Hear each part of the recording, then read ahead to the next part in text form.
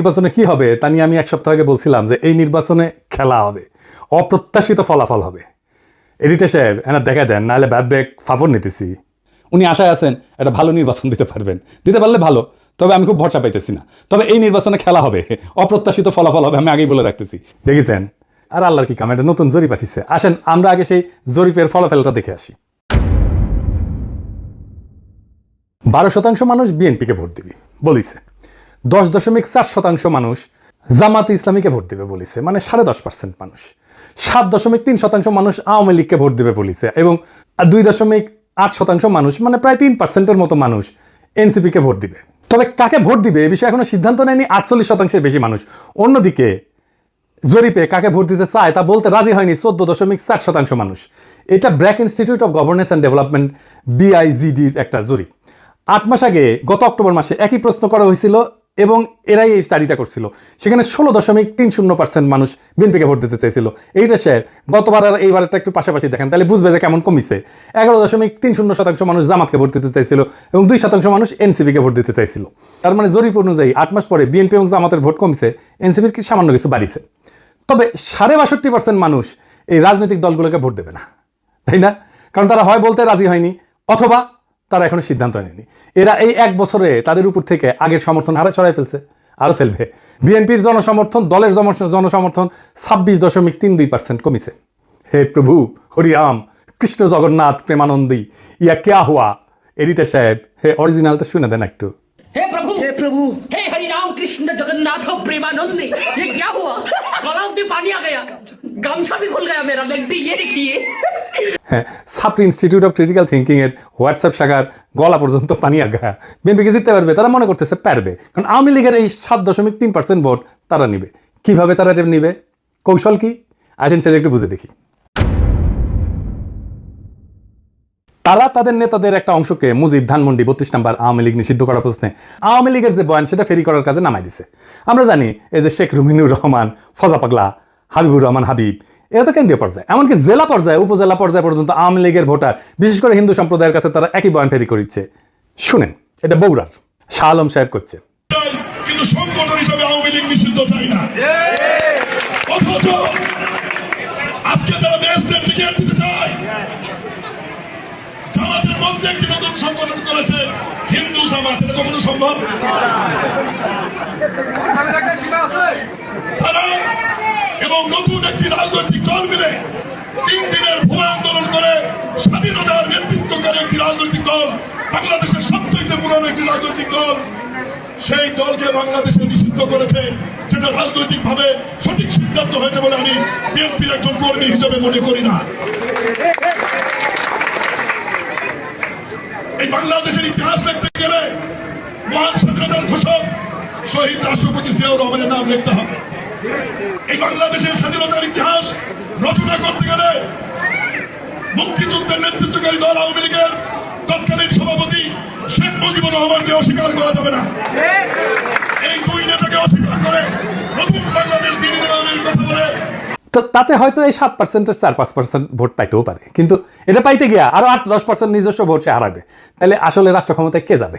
আপনারা বুঝতেই পারতেছেন যে যারা এখনো সিদ্ধান্ত নেয়নি কাকে ভোট দেবে এবং যারা বলতে চায়নি, তারাই আসলে ঠিক করবে কারা রাষ্ট্র ক্ষমতায় যাবে। তো যাই হোক, এইটা আলোচনাটা বিস্তারিত আসার আগে বিএনপি দলটা কিভাবে ফাংশন করে সেটা একটু বুঝাই। তাইলে এই যে কেন এই রুমিনুর রহমানরা এই কাজ করে এটা বুঝতে পারবেন, এবং কিভাবে তারেক রহমানের নিরঙ্কুশ নিয়ন্ত্রণ নিশ্চিত হয় দলের মধ্যে এটা বুঝতে পারবেন। আর এই পদ্ধতিটা বিএনপির সবচেয়ে বড় দুর্বলতা। আমি এটা বিএনপির সাথে কাজ করতে করতে গিয়ে আবিষ্কার করেছি। আসেন দেখি এটা কেমন। বিএনপিতে 2টা কাজ করে। এক, সোশ্যাল কনফ্লিক্ট, যেটা সমাজে যে দ্বন্দ্বটা আছে সেটাকে ইন্টারনালাইজ করে ফেলে, মানে সেটা নিজের ভিতরে ঢুকে ফেলে, দলের ভিতরে ঢুকে ফেলে। মানে ধরেন সমাজে আওয়ামী লীগের রাজনীতি চলবে কিনা, এটা নিয়ে একটা দ্বন্দ্ব আছে, তো সেটাকে সে দলের মধ্যে নিয়ে ফেলে। আওয়ামী লীগের রাজনীতি করা উচিত এমন একটা দল তৈরি করে নিজের দলের মধ্যে এই মত প্রচার করবে, আর তার বিপরীতে আরেকটা দল তৈরি করে যারা ভিন্ন মত প্রচার করবে। এটি হইতেছে এক্সটার্নাল কনফ্লিক্টকে ইন্টারনালাইজ করা। কি সুবিধা পায় এতে? সে মনে করে যে এক্সটার্নাল যে কনফ্লিক্ট এটা তো ম্যানেজ করা ডিফিকাল্ট, এক্সটার্নাল কনফ্লিক্টকে আমি যদি ইন্টারনাল করে ফেলি সেটাকে আমি কন্ট্রোল করতে পারবো ইজিলি, কারণ আমি তো নেতা, আমার কথা 2 পক্ষই শুনবে। তো আমি এই আলোচনাটা দলের মধ্যে থেকে করব এবং আমি এটাকে নিয়ন্ত্রণ করব। বুঝতে পারছেন? মানে সমাজের যে বিতর্ক সেটা আমি নিজের দলের ভেতরের একটা ইন্টারনাল বিতর্ক করে ফেলবো। দলের ভেতরে যদি আমি ইন্টারনাল, সমাজ তো আমার কথা শুনে না, তো দলের ভেতরে যদি আমি ইন্টারনাল কনফ্লিক্টটা নিয়ে আসি, তাহলে দলের লোক সবগুলো আমার কথা শুনতে বাধ্য হবে। আর একটা বিষয় হইতেছে যে এরা একজনকে আরেকজনের পিছনে লাগিয়ে দেয়। এই যে কনফ্লিক্টটা দলের ভিতরে নাই, সেটা তৈরি করে। আমাকে এই যে ওয়াহিদুজ্জামান অ্যাপোলো একদিন বলে ফোন মেরা যে বিএনপির অনেক লোক বলে যে আপনি রয়ের এজেন্ট। হ্যাঁ, তার মানে কি বুঝেছেন তো?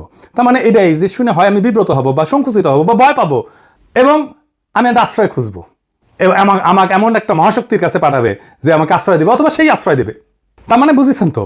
বা সেই বলবে আরে ব্যাপার না, আমি দেখতেছি, আমার উপরে ছেড়ে দেন। হ্যাঁ, তো সে তার দলের লোকদের উপর আনুগত্যটা কেনে, তারা এটা চাপে ফেলে ভয় দেখায়, আনুগত্য আদায় করে। এটা বিএনপির কৌশল। যাই হোক, এই যে এক্সটার্নাল কনফ্লিক্টটাকে ইন্টারনালাইজ করে ফেলা, এটা তার নির্বাচনে আওয়ামী লীগের ভোট টানার একটা কৌশল। তো যাই হোক, এখন এই যে নির্বাচনী জরিপ, এটা প্র্যাকটিক্যাল ফলাফলটা কি? প্রথম ফল হইতেছে বিএনপি আগামী সরকার গঠন করতে পারছে কিনা, এটা বিরাট সন্দেহের মধ্যে পড়ে গেল। ধরেন এনসিপি আর জামাত ঐক্য হইল, ওইদিকে বিএনপি নিজের ভোটের সাথে আওয়ামী লীগের ভোট আর জাপার ভোট মিলে একটা হাড্ডাহাড্ডি লড়াই হইল। তাও কি বিএনপি বা এনসিপি জামাত ক্ষমতা আসতে পারতেছে? না, পারতেছে না। কারণ ৬২.৫% মানুষ জামাত, বিএনপি, এনসিপি কাউরি, এই ৬২.৫%-এর ভয়েস হয়ে উঠতে পারবে যারা, তারাই আগামী সরকার তৈরি করবে।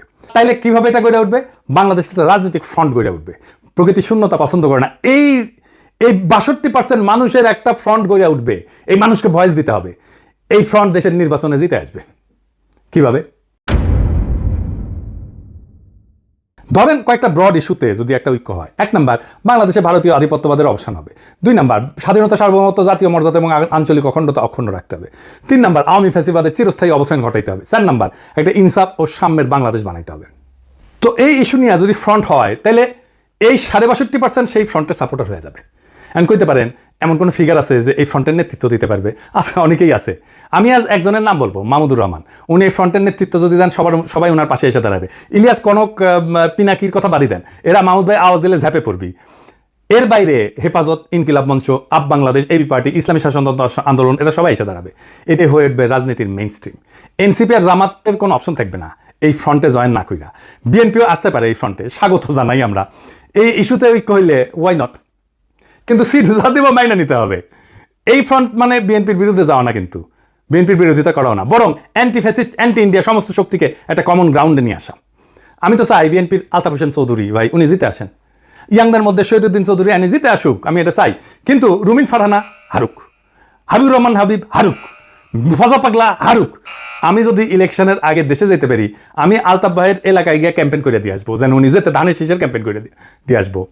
আমার ক্যাম্পেইনের দরকার নাই ওনার জেতার জন্য, উনি এমনি জিতবেন, কিন্তু আমি যাবো আমার নিজের মনের শান্তির জন্য যাব, যে আমি আলতাফ ভাইয়ের ইলেকশনে কিছু কাজ করেছিলাম। তো এই যে ফ্রন্ট, এই ফ্রন্টের সুবিধা কি হবে? এই ফ্রন্টে রাজনৈতিক দলের মাতবরি থাকবে না। রাজনৈতিক দলগুলোকে কিন্তু দেশের মানুষ পছন্দ করে না, বিশ্বাসও করে না। সেজন্য রাজনৈতিক দল অ্যান্টি হাসিনা লড়াইয়ের নেতৃত্ব দিতে পারেনি। এটা মাইনে নিতে হবে সবাইকে। এই ফ্রন্ট ২০২৪-এর বিপ্লব যারা করছে, সেই রকম একটা জনগণের ফ্রন্ট হইয়া উঠবে। রাজনৈতিক দল যা খুশি তাই করতে পারবে না। এনসিপির বালখিল্যতা, জামাতের রাজনৈতিক ভুল, অন্য ছোট দলের ন্যাশনাল ইম্প্যাক্ট তৈরি করার অক্ষমতা সব দূর হয়ে যাবে। এক নতুন আশায় দেশবাসী বুক বাঁধবে, সারা দেশে এক নতুন আশার সঞ্চার হবে। আমরা কলা গাছ যদি দাঁড় করাই দিই, বেশিরভাগ আসনে তারা জিতে আসবে। আমরা বিএনপির ট্রু ন্যাশনালিস্ট নেতাদের আসনে কোনো প্রার্থী দেবো না। আমাদের মার্কা হবে বাম্বু, বাম্বুর দাবরানিতে দেশকে আবার সঠিক রাস্তায় নিয়ে আসবো। এই ৬২% থেকে বাংলাদেশের আগামীর রাজনীতি উত্থিত হবে। প্রশ্ন হচ্ছে, মাহমুদ ভাই কি রাজনীতিতে এভাবে আসতে রাজি হবেন? না, হবেন না। ওনারা যারা চেনেন তারা জানেন উনি হবেন না। এই ভিডিও দেখার পরে উনি আমার ফোন দিয়ে ঝাড়ি দিবেন, বলবেন এসব কি পাগলামি শুরু করিস, আমি আমার দেশ নিয়ে আসি, আমার বয়স হয়েছে। তো যাই হোক, উনি যাই বলুক, সক্রেটিস বলছিলেন সেই নেতাই শ্রেষ্ঠ নেতা যে অনিচ্ছুক নেতা। মাহমুদ ভাই অনিচ্ছুক নেতা, তাই উনার বাংলাদেশের সেরা নেতা হওয়া সম্ভব। এইটারে বলে সিনাটাস আর্কিটাইপ। কঠিন লাগিচ্ছে হ্যাঁ কথাটা শুনে, টাইমটা শুনে, কিন্তু এটা খুব মজার ইতিহাস হচ্ছে। আসেন শুনি। বাংলাদেশের রাজনীতি এখন এক সন্ধিক্ষণে দাঁড়ায় আছে। ৬২% মানুষের নীরবতা, এটাই আসল শক্তি, এটাই আগামী সিদ্ধান্ত গ্রহণকারী হাত। তারা কারো অন্ধ অনুসারী না, বরং তারা খুঁজতেছে এমন একটা প্ল্যাটফর্ম যেখানে থাকবে আত্মমর্যাদা, সার্বভৌমত্ব, ইনসাফ আর সাম্যের নিশ্চয়তা। ইতিহাসে আমরা বারবার দেখছি, যখন জাতি প্রস্তুত তখন নেতার আগমন অনিবার্য হয়ে যায়। সিনসিনাটাসের মতো, জর্জ ওয়াশিংটনের মতো, জিন্নার মতো, সোহরাওয়ার্দীর মতো। সেই নেতা হয়তো এখনো মাঠে নাই, কিন্তু মুহূর্তে আসলেই ইতিহাসের পাতা থেকে উঠে আসবেন তিনি। আমাদের করণীয় একটাই, নিজেদের প্রস্তুত করা, মানুষের মনে আশার শিখা জ্বালায় রাখা। এবং সেই 62% মানুষকে এক কণ্ঠে এক পতাকার নিচে এক স্বপ্নে ঐক্যবদ্ধ করা। এটাই হবে বাংলাদেশের নতুন ভোর, নতুন সূর্যোদয়। এটাই হবে সেই মুহূর্ত যখন আমরা ইতিহাসের বইয়ে নিজেদের নাম লিখব, শুধু দর্শক হিসেবে না, বরং সক্রিয় অংশগ্রহণকারী হিসেবে, রাজনৈতিক এজেন্সি হিসেবে, রাজনৈতিক শক্তি হিসেবে তৈরি হন। সময় আসছে আবারও 2024-এর মতো ইতিহাস ডাক দিচ্ছে নতুন ইতিহাস লেখার। সেই ইতিহাস আমরা লিখব একসাথে। ইনকিলাব